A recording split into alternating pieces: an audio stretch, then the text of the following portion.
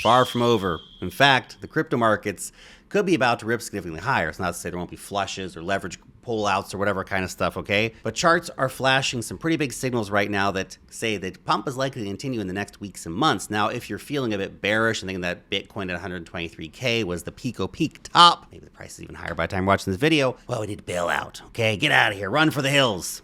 Get over your PTSD. Stick around as we check out signals that are saying that we have not seen anything yet and that things are going to get way stupider before we have a big correction. Now, previous altcoin seasons have significantly increased the price of various altcoins in a very short time frame. As you probably know, that's what they're famous for. Noteworthy ones include 2017 to 2018, 2020 to 2021.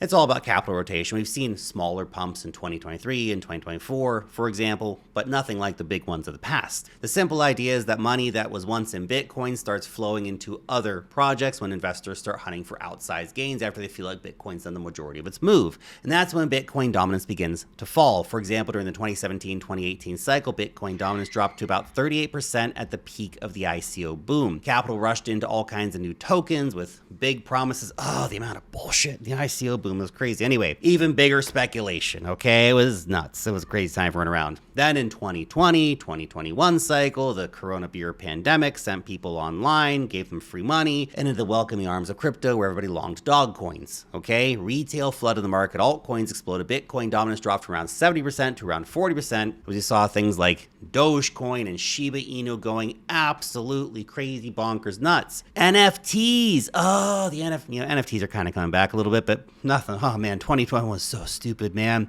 NFTs followed with a massive euphoric phase in the cycle with daily 10K profile picture mints. It's just stupid, man. Now we're seeing similar signals again. Bitcoin dominance is falling. At the same time, the others dominance chart, that's all the coins outside of the top 10, is going up. The dominance is still on Bitcoin's side, but it's slowly going down. In fact, if we look closer, the trend line that has been supporting the Bitcoin dominance since Q4 of 2022 is about to break. Now that is a signal worth paying attention to. By the looks of it, we might actually end the month for Bitcoin dominance with a red engulfing candle, a bearish engulfing candle for Bitcoin dominance, which is bullish for altcoins, okay? Especially for dog coins, obviously. Now look, if you're familiar with the path to altcoin season chart, after Bitcoin's done sucking all the air out of the room, and don't get me wrong, Bitcoin can still pump much higher during this phase, it pumps, but altcoins pump harder, okay? Then it's time for Ethereum, and the ETH-BTC ratio has been going up. Then mid caps go up, eventually small caps, and then the market cycle kind of comes to an end. Another chart worth watching is Total 2, which tracks the crypto market cap excluding the price of Bitcoin. It flashed a key signal, golden cross on the MACD,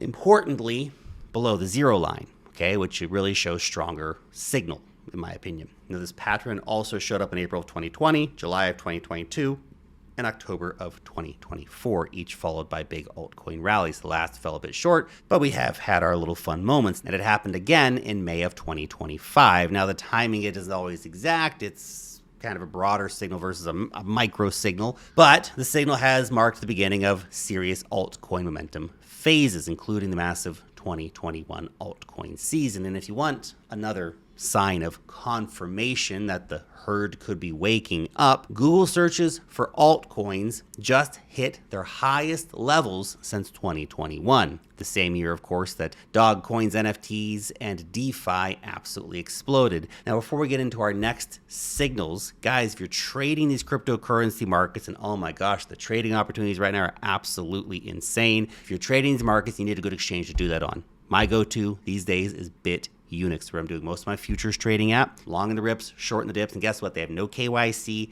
You don't need a VPN. There's really no BS, and it's available to anyone, anywhere, okay? And here's the deal right now. So you can trade all the coins at deep liquidity, your dog coins, your Solana, your whatever, okay? They got you covered. When you use the link down below exclusively, right here, you are going to get some insane deals, up to $400 cash back money in your account and deposit bonuses. So if you put in $1,000, you get $200 back. You put in $2,000, you put $400 cash money back in your pocket, in your account. It's nuts. And you can get up to $9,000 in trading bonuses. Basically, the more you trade, the more money comes back into your account. These are insane deals. It's a limited time offer. Link down below. Go check it out. Now, back to the Bitcoin dominance thing. You might be asking, well, if Bitcoin dominance is falling and capital is already rotating out into small caps, doesn't that mean we're at the end of the bull market? Well, yes and no.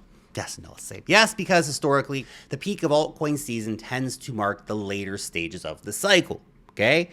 But no, because it usually doesn't end there, okay? What typically follows is some kind of blow off top moment, a final euphoric phase where everybody thinks they're effing geniuses before the bears finally take over. And even when the bear market starts, there'll be huge rallies within the bear market. And not everything peaks at the same time. In 2021, for example, Dogecoin hit its all-time high in May, months before Bitcoin finally topped out in November. Ethereum peaked around the same week as Bitcoin, while Solana topped just slightly earlier. And NFTs kept running right into early 2022. So while altcoin season signals were later in the cycle, the final tops can be staggered a bit. Okay, things can run and be a bit crazier than you think, with some assets peaking earlier, others assets peaking later. So you have to be nimble and be ready to take profits on things as they move. It's all part of the wild endgame frenzy. But Lark, what if 123,000 is the top and it's all downhill from here? Internet man, well, to be honest,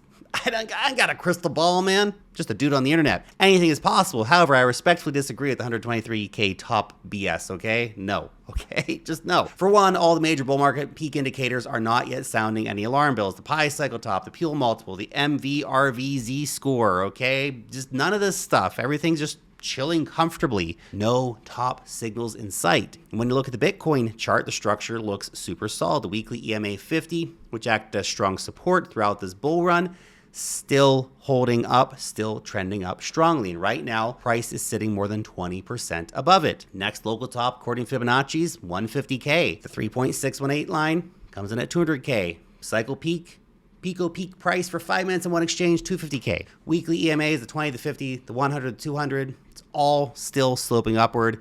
No signs of flattening, no signs of reversing. That's a sign of a healthy uptrend, not a cycle top.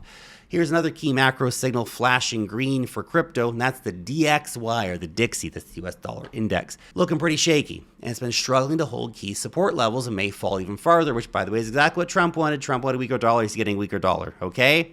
And there's a direct inverse correlation. When the dollar falls, risk assets pump. There's increasing chatter about everything going on at the Fed and Jerome Powell and lowering interest rates, all this kind of stuff. And if markets start pricing in uncertainty at the Fed, a big dovish pivot, all that kind of stuff, that'll weaken the dollar even further and pump liquidity more into risk assets like Bitcoin. Now, the next one is a very exciting one. This is the M2 money supply. And I know what you say, Lark. Not the M2 again, man. Come on, internet man. Come on. Hear me out. Check out this chart right here. Giving us a bit of fresh perspective. It tells us that the global M2 versus Bitcoin correlation is still, of course, not priced in. You see, in 2015 and 2017, bull market, the M2 change was about 20%, okay? Then in 2018-2021 bull market, the M2 change was about 30%. Today, we've barely crossed 12%. So that essentially means we have a shit ton of room left to run for M2. M2 could literally double percentage-wise from here, not total value-wise, but percentage-wise, get a 24%, for example, and it's going to send risk assets way higher. So where does it all lead? Could Bitcoin actually hit $200,000 a cycle? I believe yes. Ancient astronaut theorists say yes. Well, it's not guaranteed, but multiple factors, of course, are pointing in that direction, okay? First, there's the Bitcoin power law, which maps Bitcoin's price growth on a log scale. According to this model, Bitcoin is still right on track. It suggests they target this cycle well above $200,000. Then we have all kinds of great predictions from all kinds of serious financial institutions like Standard Chartered Bank, which recently doubled down on its forecast of a $200,000 Bitcoin by the end of 2025. Now, all predictions from all analysts have been proven wrong at some point, but hey, I like this one. It fits my bias, so let's roll with it. They, of course, say it's going to be driven by massive institutional demand from ETFs, corporations, and countries. And if we look purely technically, Fibonacci extension targets again, if you draw it from the previous 69K top to the bear market low of like 16, 15K, whatever it was, you get a 3.618 target of more than $200,000 and 4.236 topping at around 240 to 250K, okay? And you add in all the macro fuel, right? The Fed's dot plot shows 2 more rate cuts still planned for 2025. That's more liquidity. That's cheaper capital and more tailwinds for risk assets like Bitcoin, okay? And we're not even factoring in the possibility that, Jerome Powell, they force him to resign. They're really trying to get him, man. They got the DOJ going after him over some kind of perjury stuff. I mean, they want that dude out. So yeah, $200,000 Bitcoin might sound crazy, $10,000 ETH, $1,000 Solana, but in crypto, the crazy often becomes the norm. So no, this probably isn't the end, and retail interest is surging again. Altcoin search trends are spiking. Bitcoin dominance is fading. And historically, this is where things tend to get a bit frothy, a bit silly in the best possible way. So yeah, things will get volatile, and some coins will moon and some coins will rug, and the usual kind of stuff will play out. But if the charts are approximately right, then we're heading right into a potentially major euphoric phase of the cycle. Now, is this going to be the end of all things in the cycle? Maybe not. Maybe we go up to 150K, major euphoria, local top, consolidation. Maybe we have 6 months left. Maybe the 4-year cycle really does play out. We shall see. But regardless, when the sun shines, go cut your damn hay, right? That's the old saying, or something like that. And the sun is currently shining. Risk is on. People are buying dog coins again. People are buying penguin coins and frog coins. And this is usually a very explosive period of risk-on behavior in the market. You don't need to get yourself wedded to this, like it's got to go up and, be the altcoin season of promise or whatever. It's risk-on season. People are taking risks again in the market. How long that lasts for? Weeks? Months? Let's see. During risk-on periods, take risks. During risk-on periods, take damn money out of the market. That's how you win consistently in this game, okay? Don't let your ego get in the way.